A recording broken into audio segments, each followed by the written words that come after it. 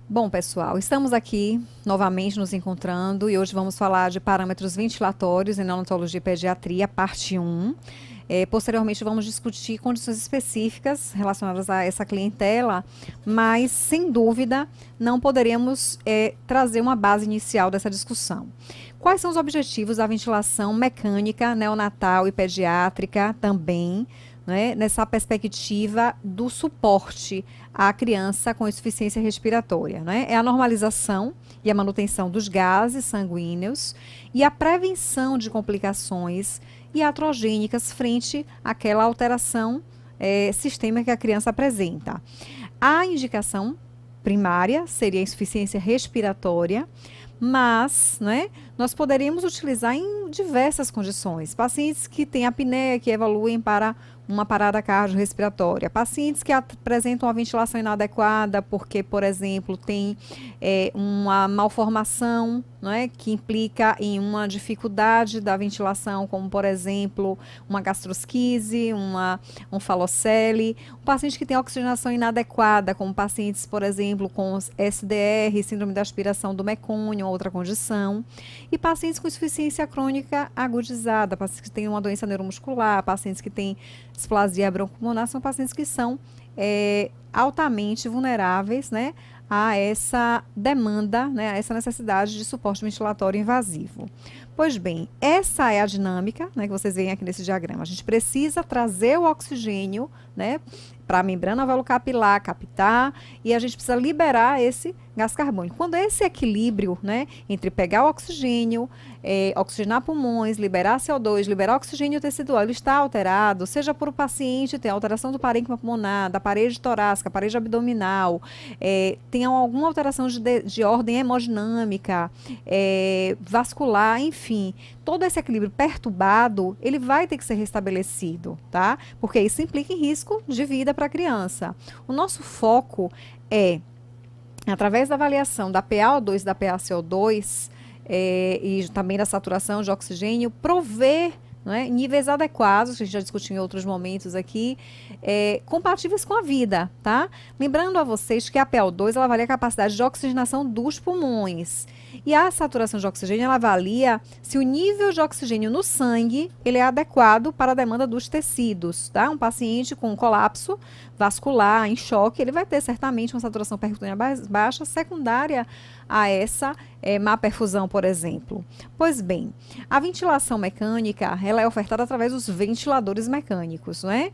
Eles oferecem o gás ao pulmão com pressão positiva a uma determinada frequência que nós vamos estabelecer. A quantidade de ar que vai ser entregue, ela pode ser limitada pelo tempo, pela pressão ou pelo volume pré-estabelecido. E a duração pode ser ciclada pelo tempo, pela pressão ou pelo fluxo, ok? É importante que o nosso objetivo é otimizar com esse recurso, com esse instrumento, a função pulmonar mecânica, que muitas vezes está alterada em função de diversos motivos, né? Lembrando a vocês alguns conceitos básicos, né, em relação à ventilação, que são complacência, resistência e constante de tempo. Complacência nada mais é que a variação de volume pela variação de pressão. Se eu preciso de muita pressão para manter aquele volume, eu tenho um pulmão de baixa complacência, né? A resistência é a variação de pressão pela variação de fluxo. Então, pressões muito elevadas vão gerar resistências elevadas, né? É diretamente proporcional. Fluxos muito baixos geram resistências maiores, né? Fluxos muito altos poderiam estar implicados em resistências menores, se é inversamente proporcional. E a constante de tempo, ela é o produto da complacência pela resistência. Um importantíssimo conceito da constante de tempo que eu quero chamar a atenção é que a constante de tempo, ela é 0,15 segundos. Para eu ventilar um pulmão de um neonato, por exemplo, eu preciso de 2 a 3 constantes de tempo, ou seja, uma constante de tempo em torno de 0,45. Então, a gente tem que ter muito cuidado quando a gente vai ventilar, porque qualquer alteração que você faça em um parâmetro, você pode repercutir na dinâmica da ventilação e também nas trocas gasosas, tá?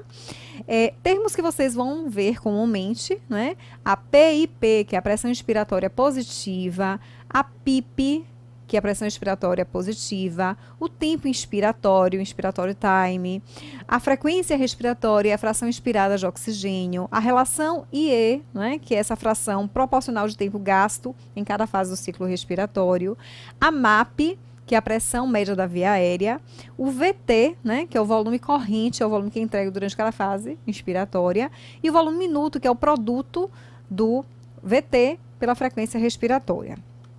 Bom, o nosso propósito é manter volumes adequados, volumes satisfatórios para trocas gasosas satisfatórias, né? A inspiração vai determinar o volume corrente e na expiração eu vou ter ali a liberação daquele volume expiratório, né? Claro que mantendo aí, né, a capacidade residual funcional desse paciente com o uso de pressões expiratórias apropriadas, mas quando a gente pensa, né, em dar suporte de oxigenação e remoção de CO2, que a gente quer normalizar gases, a gente tem que pensar em prover uma MAP adequada, tá? Nessa oxigenação e prover a remoção adequada de CO2 através de um volume minuto adequado. Se o paciente tem um volume minuto inadequado e inapropriado, ele não vai conseguir, né, equilibrar essa relação aí com o gás carbônico, ou seja, frequências respiratórias muito altas com tempos inspiratórios muito elevados não vão prover uma relação expiratória satisfatória, o paciente vai reter CO2 e fazer inclusive uma hipercirculação dinâmica. Então a gente vai detalhar alguns aspectos, mas chamando a atenção de vocês que as estratégias utilizadas, elas são adequadas a cada paciente especificamente, né? Não existe uma receita de bolo, existe um entendimento da condição do paciente e dos recursos necessários para cada caso especificamente. A PIP, né? Ela é muito utilizada por nós, é uma estratégia importantíssima, a utilização desse recurso na ventilação do paciente, e ela vai prover, a gente já falou isso quando a gente discutiu o VNI, né, prevenção de colapso alveolar, melhora da capacidade residual funcional, melhora do shunt intrapulmonar, melhora da complacência pulmonar e, consequentemente, oxigenação, e vai me permitir usar pressões inspiratórias positivas mais baixas se eu mantenho aquele pulmão armado, aquele pulmão aberto, tá? Com o uso da pressão inspiratória positiva. A MAP, como falamos anteriormente, ela é responsável pela oxigenação. E ela é afetada pela pressão inspiratória, pela pressão expiratória, pelo tempo inspiratório e pela frequência respiratória. Se eu uso um tempo expiratório muito longo, eu interfiro na pressão média da via aérea. É importante lembrar que uma pressão média baixa na via aérea vai levar a uma pressão média alta na via aérea, melhor dizendo, ela vai levar a uma hipoperfusão pulmonar, certo? E, consequentemente, também a gente vai ter uma redução exacerbada do CO2 e podemos também ter síndrome de escape de ar, né? O barotrauma. Nós precisamos trabalhar com o equilíbrio. Eu sempre digo que em neonatologia e pediatria, o menos é mais.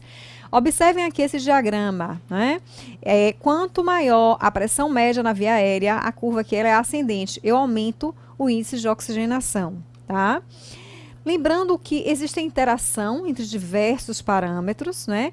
E que quando o paciente tem uma incompleta, melhor dizendo, inspiração, certo? Ele tem um volume corrente mais baixo, ele diminui a pressão média da via aérea, ele pode evoluir com hipoxemia e hipercapnia. Então, eu estou com um instrumento que poderia facilitar, eu estou prejudicando o paciente. Então, lembrar que esses parâmetros interagem entre si.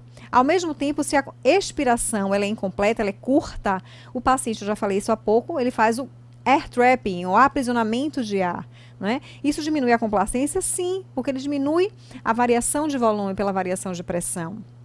Eu tenho um menor volume corrente ali sendo trocado, eu tenho um aumento da pressão na via aérea, tá? Uma pressão média. Isso pode trazer repercussão hemodinâmica no débito cardíaco, pode trazer hiperóxia, tá? Ao mesmo tempo, essa queda do volume corrente traz hipercapnia, tá?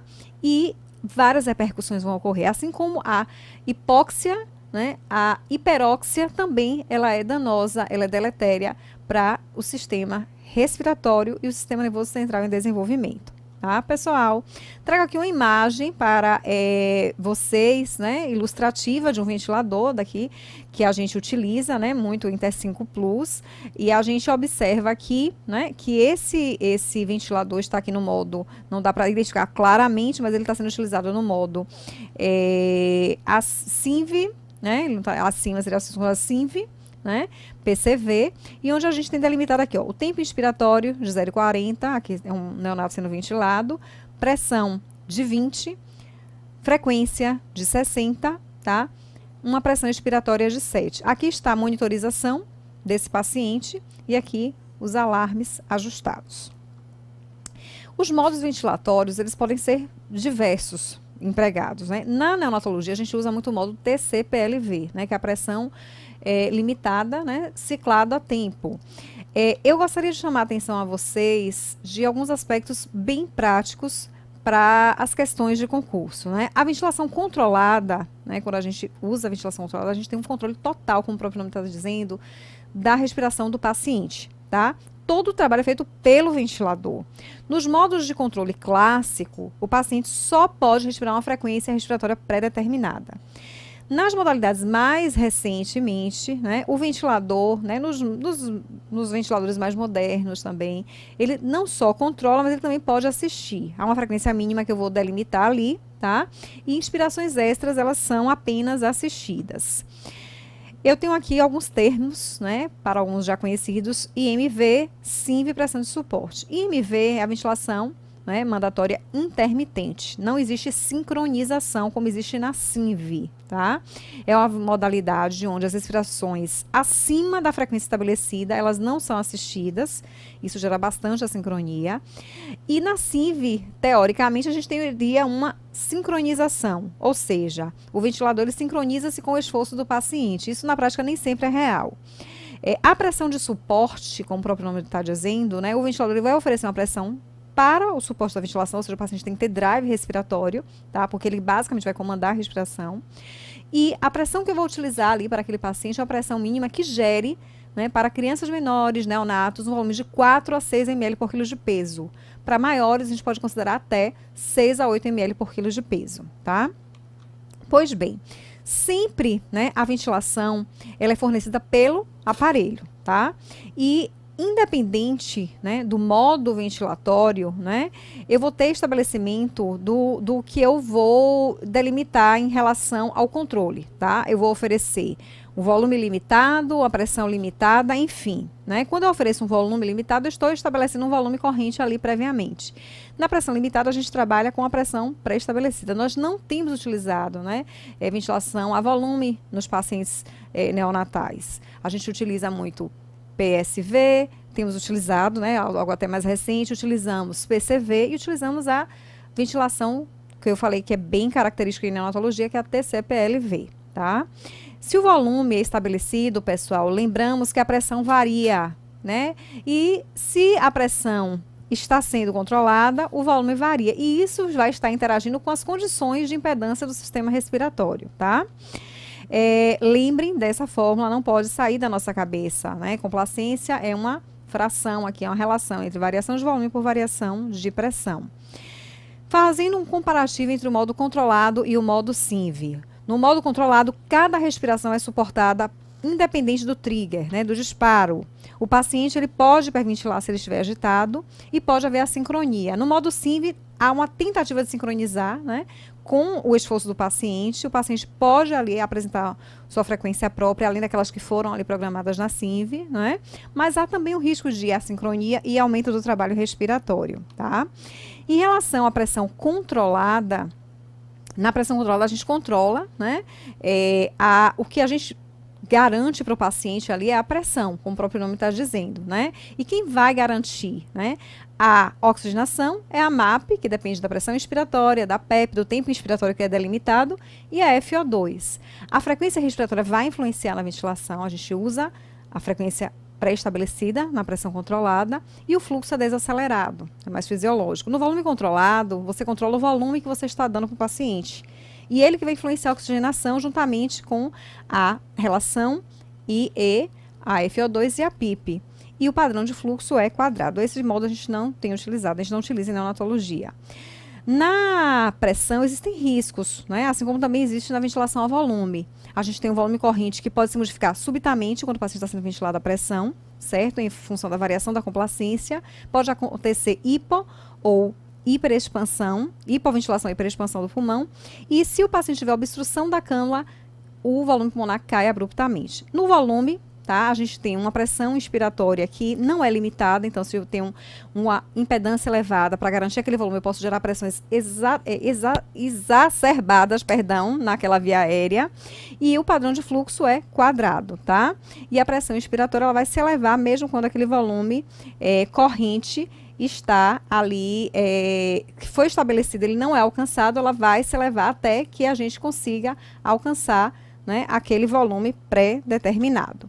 Ou seja, sempre a gente vai pensar na relação de complacência pulmonar, de impedância do sistema respiratório. Pressão de suporte, já falei, né, que o paciente precisa de drive, ela é ciclada a fluxo e a gente precisa garantir um volume de pelo menos 4 a 6 ml por quilo de peso, tá? Pode ser associada à SINV. Existem complicações severas associadas à ventilação mecânica, que já comentamos até, inclusive, a ventilação não invasiva também está associada.